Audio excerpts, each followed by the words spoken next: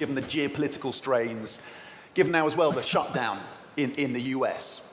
David, does the US economy weather the current political standoff in Washington? And does that resilience that we've seen this year continue into 2026? Well, first, thank you for having me here. Delighted to be here. The US economy is in pretty good shape, and there are some very, very strong tailwinds that have really had a profound effect, and there are also some things going on that are creating headwinds and are probably leading the economy to underperform its expectation at this time, but I'm optimistic that we're probably going to see an acceleration as we continue to head into 2026. The big structural issue that's kept the US economy going so well is the US, and by the way, other developed economies around the world, are running very aggressive fiscal stimulus plays. Governments are spending enormously into economies in the developed world, and that keeps the economy going even when you have other headwinds. Second big macro phenomenon that's affecting the US economy is all of the AI infrastructure build, all the capital spending, all that's going into the ground to support the deployment, the development, the continued growth of AI infrastructure into the enterprise, and that's a big tailwind too. That's balanced on the other side by the implementation of the trade policies, which are still getting absorbed. I think we're seeing, some of the effects from trade, but there's still more to go in terms of really understanding how the trade policy is fully implemented and how it balances growth. And then obviously the world's a little bit more geopolitically fragile, and that has an impact on growth and kind of confidence. But when you balance it all, and you saw the third quarter reading was quite strong, but year over year, from last December to this December, the overall growth trajectory will probably be a little bit less than 2%. And so that's slightly below trend, but still in pretty good shape. And an acceleration into 2026? I think that as the trade policies are absorbed and you have the continued stimulus and the continued kind of tech spend, you've got a pretty good tailwind. I hear as I talk to CEOs that would kind of have their finger on the pulse. Certainly the upper end of the economy is still spending quite strongly, a little bit more constraint on the downside, on the lower part of the economy. But I think the things you have to watch labor. There's no question labor is a little bit softer, and the Fed's watching labor carefully. And, I think you've also got to watch inflation and whether or not the impact of trade is just a one-time price movement or there's something, more significant that comes through, and it's too early to know. And you touched on labor. How would you characterize the health of the US job market now? It's a little bit softer. And I think you can step back and you can understand why. When you think about big enterprises and what's going on with technology, people are pausing hiring to really kind of evaluate how, as they bring this technology into the enterprise, they can automate, create efficiencies, reinvest. And so, I think at the moment that's slowed hiring, and as a result, the labor numbers are a little bit softer. The Federal Reserve cut interest rates for the first time this year in September, last month. The markets are expecting another approximately 4 cuts between now and this time next year, another 1 percentage point of cuts, with inflation remaining above the target for the Fed. Does that seem reasonable to you? I think it's in the distribution of outcomes. I think we'll have to watch. I know there's a great parlor game of people kind of predicting what the world's going to look like 6 months, 12 months out. If you think about what the world looked like in April and where markets were in April and think about where they are today, I'd just be cautious. I think that we've got competing forces between labor and inflation, and how they balance, which is still a little bit uncertain, will have an impact on whether we get one more cut or we get 2 or 3 more cuts. Global stocks at record highs. US stocks at record highs. The S&P 500 is up about 15% year to date. Nvidia's market cap is around $4.5 trillion. That's more than the entire market caps of France, UK, Germany, Italy combined. Does the market rally? Does this bull market, are you comfortable with this bull market given some of the concerns you flagged? Am I comfortable? Yeah, I sleep very well. I'm not, I'm not going to bed every night worried about what will happen next. But markets run in cycles, and whenever we've historically had a significant acceleration in a new technology that creates a lot of capital formation and therefore lots of interesting new companies around it, you generally see the market run ahead of the potential because there are going to be winners and losers. There are going to be winners and losers. If you go back and you think about the internet, pick on Amazon. Amazon was one of many companies that was prosecuting that kind of opportunity. Many of the companies went away.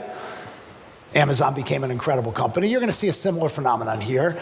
I wouldn't be surprised if in the next 12 to 24 months we see a drawdown with respect to equity markets, but that shouldn't be surprising given the run we've had. But generally speaking, I think what's super exciting is the technology is expanding, new companies are being formed, and the potential of this technology deployed into the enterprise can be very, very powerful. And so it's an exciting time, and the market looks forward. What does that mean for deal making? You've seen a pickup in deal making. What is the scale of the pickup that you expect to see, and what are you seeing in Europe?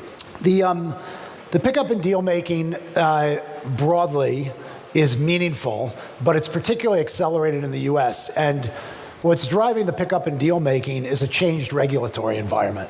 So if you were thinking strategically and you wanted to really expand your scale or your competitive position in almost any industry, for the last 4 years in the United States, the answer was no from a regulatory perspective. It really wasn't what's the question, what could the answer be? The answer was no.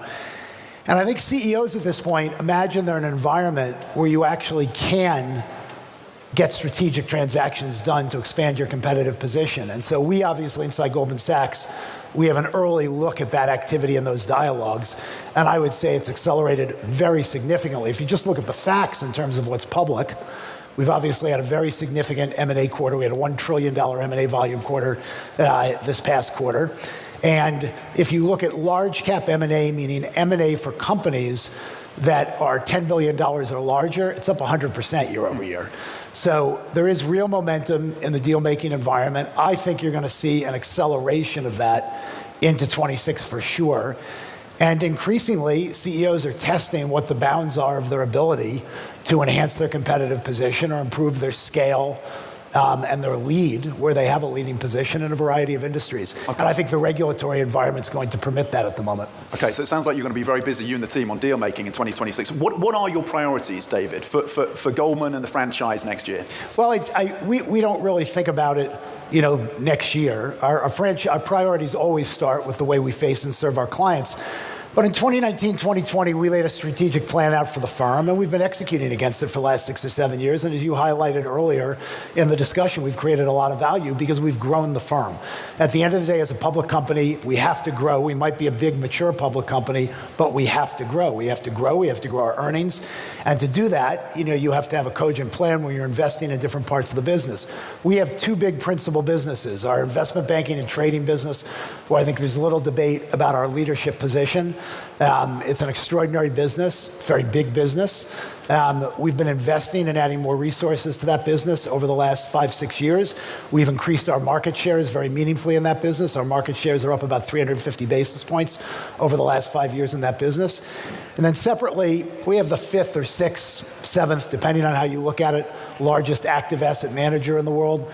We manage about $3.4 trillion through our asset and wealth management platform. That business is growing high single digits is what we've put out publicly. It's actually been growing faster than that.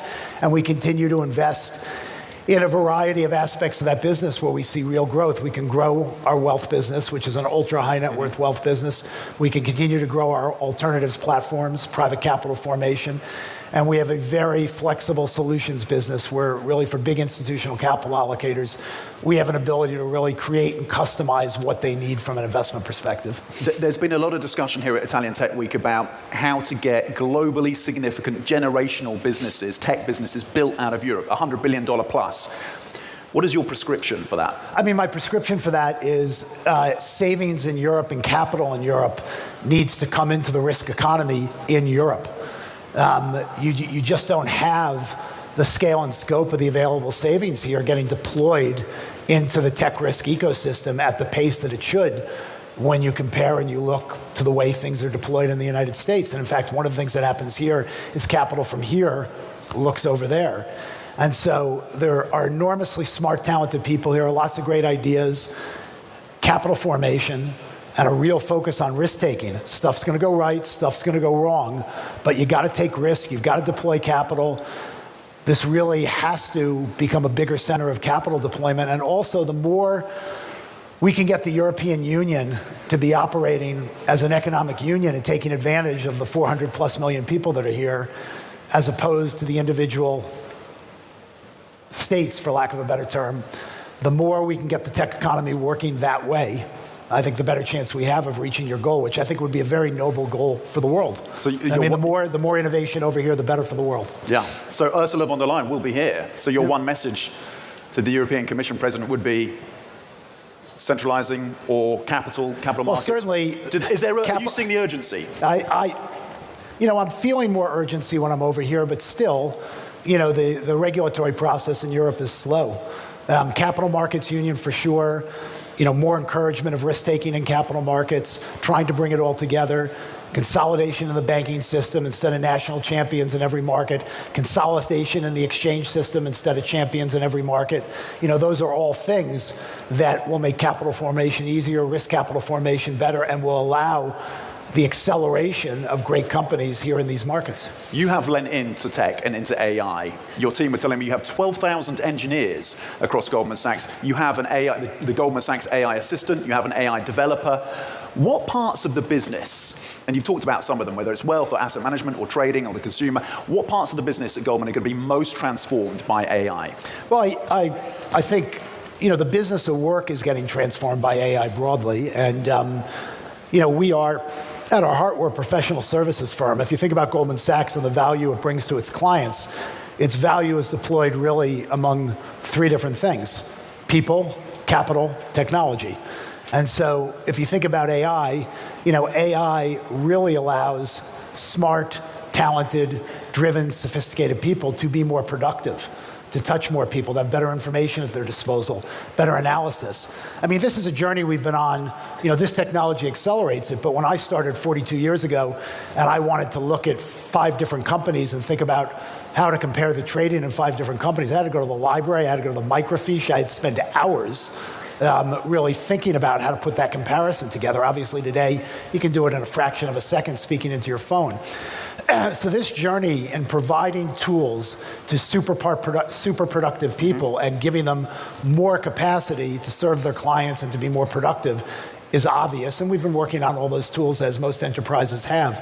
I think the more interesting thing for enterprises broadly, and this isn't unique to Goldman Sachs, because the world is underpinned by technology. Coding is time-consuming, but this technology allows you to code with greater productivity and efficiency. So one great coder now, with a tool such as Cognition Labs Devon, for example, really creates massive coding capacity for one coder, as opposed to having 10, 20 people sit around for a few days. So big productivity there. And then, of course, when you think about operational systems in any business, the ability to accelerate automation and therefore drive more productivity, it's not just a cost exercise. It's actually about taking that productivity and having more capacity to reinvest in growth in your business. We'll spend $6 billion on technology this year. I would have liked to spend $8. But I can't afford it because I've got to deliver returns. Yeah. But with this technology, my ability to spend more and invest more in growth and accelerate things that can grow our enterprise, it's more available to us. 5, 10 years' time, fewer jobs in banking as a result of AI? I don't think that's the right lens. I think there are places where the number of jobs, the actual jobs, will come down. But the lens I look at it is, I think we can continue to grow Goldman Sachs. I think we can continue to serve a wider slice of clients with these tools and these capabilities being integrated into the firm, changing our processes. The question, the way I would answer the question, if the firm was the same size and it didn't grow, we would certainly be operating with fewer people. But if the firm grows and you expand and you can invest in other areas for growth, we'll wind up with more jobs 10 years from now than we have today. Just as, by the way, we have in every step along the journey for the last 40 years, as technology has made us more productive. I don't think it's different this time. So just to be clear, you foresee more headcount in 5, 10 years' time? That's because I think we're going to be running a much bigger enterprise. Okay. Yeah. Do you worry about there's been some hand-wringing in terms of the investment? We've seen the hyperscalers, $350 billion in terms of capex and data centers and infrastructure, and the concern that the return on investment isn't being matched. That's not matching the revenue on the other side. Does that concern you, that mismatch? Well, sure. It concerns anybody that's deploying capital, but I think the journey's pretty clear, even though we're at the beginning of the movie, not the end of the movie. I guarantee you at the end of the movie, there'll be a bunch of winners and there'll be a bunch of losers. There'll be a bunch of capital that was deployed that ultimately delivered very attractive returns, and there'll be a lot of capital that was deployed that did not deliver returns. And you can go back in any super tech cycle or any big investment cycle, and that is the pattern you'll see. It's not different this time. We just don't know how that will play out. But it's very exciting to see these technologies get deployed and the impact it's going to have.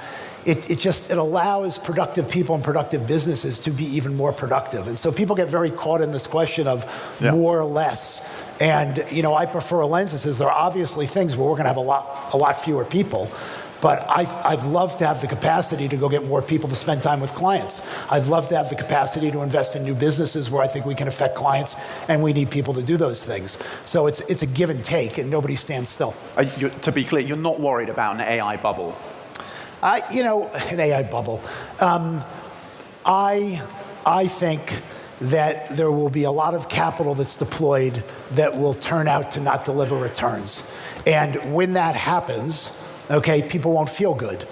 Okay, I'm not going to use the word bubble because I don't know what the path will be, but I do know people are out on the risk curve because they're excited.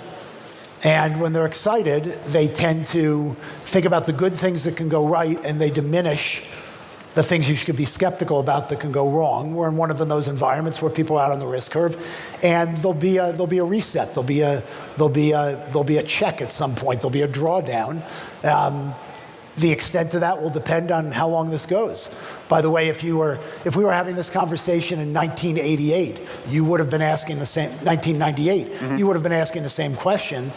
Yet the environment went on for another 3 years, until there was then a significant check in 2001 and 2002. So I'm not smart enough to know. I think it's going to go on for a while. I think the opportunities are great. I think they're very exciting.